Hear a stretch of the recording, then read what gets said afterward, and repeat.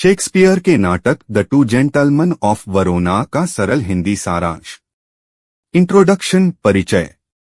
The two gentleman of वरोना Shakespeare का एक प्रारंभिक हास्य नाटक अर्ली कॉमेडी है जो दो दोस्तों की दोस्ती, प्रेम और वफादारी की परीक्षा को दर्शाता है। यह नाटक दिखाता है कि सच्चा प्रेम और मित्रता कितनी जटिल परिस्थितियों से गुजर सकते हैं।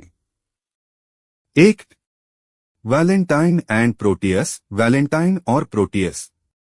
नाटक की शुरुआत दो घनिष्ठ मित्रों वैलेंटाइन और प्रोटियस से होती है। वैलेंटाइन रोमांच के लिए मिलन जाता है, जबकि प्रोटियस अपने प्रेमिका जूलिया के साथ वेरोना में रहना चाहता है। जूलिया भी प्रोटियस से गहराई से प्रेम करती है। 2. लेटर्स एंड लव, प्रेम पत्र और वादे। प्रोटियस जूलिया से विदा लेकर वैलेंटाइन के पास मिलान जाता है। जूलिया प्रेम से अभिभूत होकर एक लड़के का भेष बनाकर उसके पीछे निकल पड़ती है।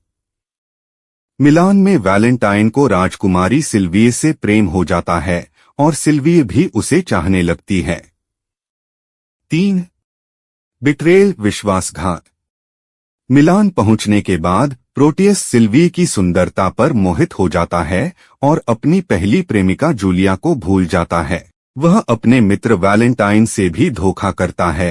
सिल्विए को पाने के लिए उसकी योजना को राजा के सामने उजागर कर देता है, जिससे वैलेंटाइन को निर्वासित कर दिया जाता है। 4. जूलियास डिवोशन, जूलिया की वफादारी।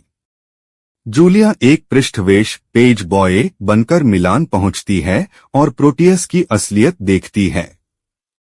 वह अपनी पहचान नहीं बताती, लेकिन अपनी भावनाओं को छुपाए रखती है। सिल्विया प्रोटियस से प्रेम नहीं करती और उसकी सच्चाई भी सामने आती है। 5. फॉरेस्ट सीन एंड फॉरगिवनेस, जंगल का दृश्य और क्षमा। सिल्विया वैलेंटाइन को ढूंढने जंगल जाती है, लेकिन डाकुओं द्वारा पकड़ ली जाती है। वैलेंटाइन भी डाकुओं के बीच रहता है। अंत में सभी पात्र जंगल में मिलते हैं। जूलिया अपनी असलियत बताती है और प्रोटियस को अपनी गलती का एहसास होता है।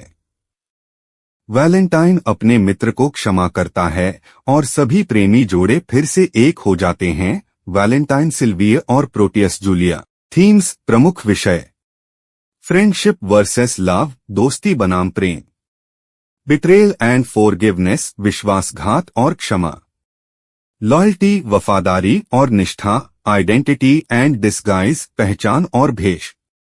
मोरल, नैतिक शिक्षा। सच्ची दोस्ती और प्रेम की राह में कठिनाइयां जरूर आती हैं, लेकिन क्षमा, आत्मचिंतन और वफादारी ही रिश्तों को टिकाऊ बनाते हैं।